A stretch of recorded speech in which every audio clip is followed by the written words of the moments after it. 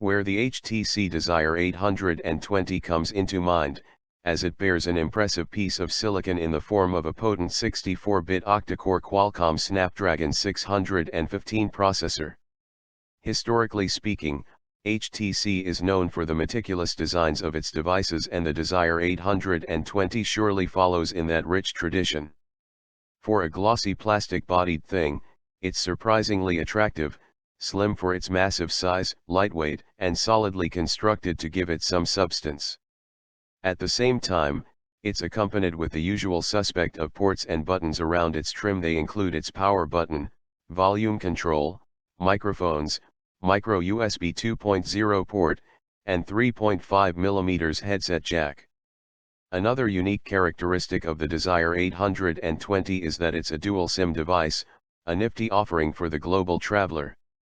Display.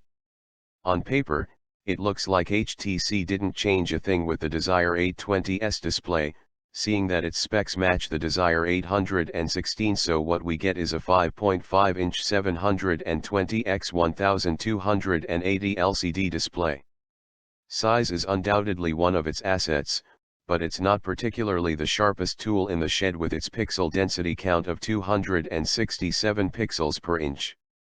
However, we find it acceptable enough taking into account its class. Other aspects of its display are similar to the Desire 816's screen, like how it closely matches it in the areas of color temperature and color reproduction. In particular, it emits a stronger brightness output of 543 nits, and has a better average gamma of 2.19, which is really close to the 2.2 reference.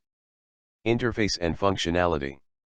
It's more of the same with the Desire 820, since it's running Sense 6.0 UI on top of Android 4.4.4 KitKat.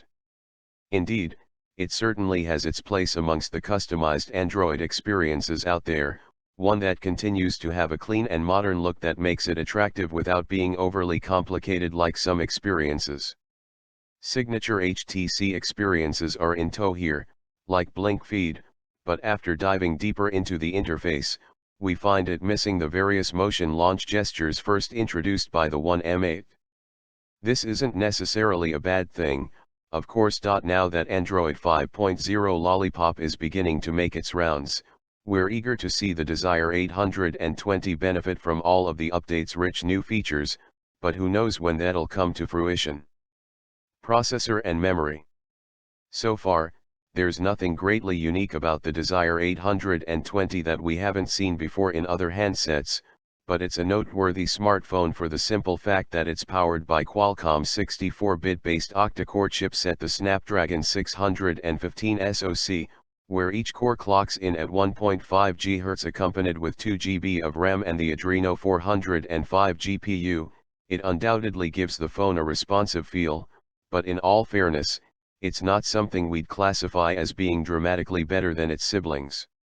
Sure, it handles all sorts of tasks without much fluff, including some 3D gaming, but its true potential will hopefully manifest once it's treated to that Lollipop update.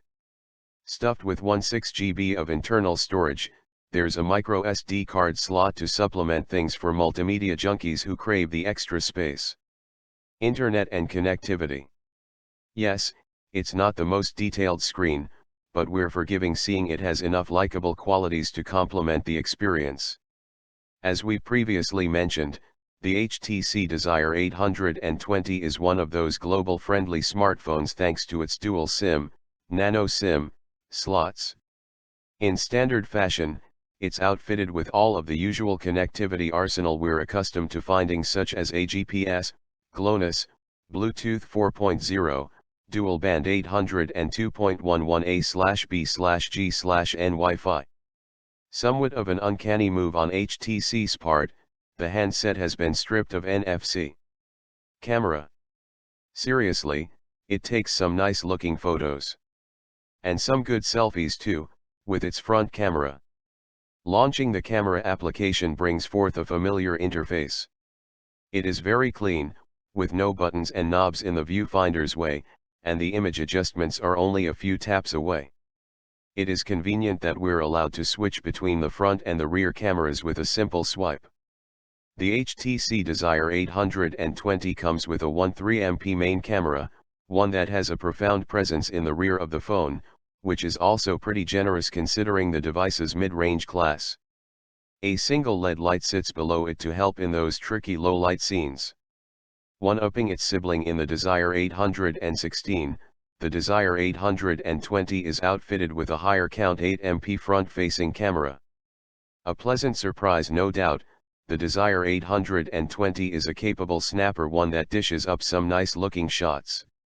Multimedia. Its size, smooth performance, large screen, and dual front-firing speakers make it a versatile multimedia-consumptive smartphone. The music player bundled with Sense 6.0 has a clean interface that is easy to get the hold of. It's not something particularly new, since it's the player used by other Sense 6.0 running devices, but it gets the job done, plus, it sports an attractive look. Right from the start, the HTC Desire 820's dual front-firing speakers give the phone that signature look. Those speakers, of course, help to complement the video watching experience, as they project sound ideally towards us. Throw in its gigantic and bright 5.5-inch screen, it certainly possesses all of the elements in making it an engaging device for watching videos. Battery. Although it's tough to pinpoint the exact reasoning behind it, the Desire 820 is able to churn out slightly longer battery life than the Desire 816 before it, and that's knowing it's outfitted with the same capacity 2600 mAh battery. In our battery benchmark test, it achieves a mark of 6 hours and 49 minutes. Conclusion. Our feelings about the HTC Desire 820 are favorable for the most part, which isn't too shocking taking into account how the Desire 816 turned out. At the end of the day, the Desire 820 stands prominently amongst the mid-range market for its balanced qualities. HTC Desire 820 from a variety of online sources for about $475, without contract. That alone gives it a competitive advantage when we factor in its immense foldable desk size, dual SIM functionality, and solid camera performance. Yeah, you can fork over some additional money to pick up any of the prized flagships out there, but if a mid-ranger suffices your particular taste, the HTC Desire 820 isn't that bad of an option.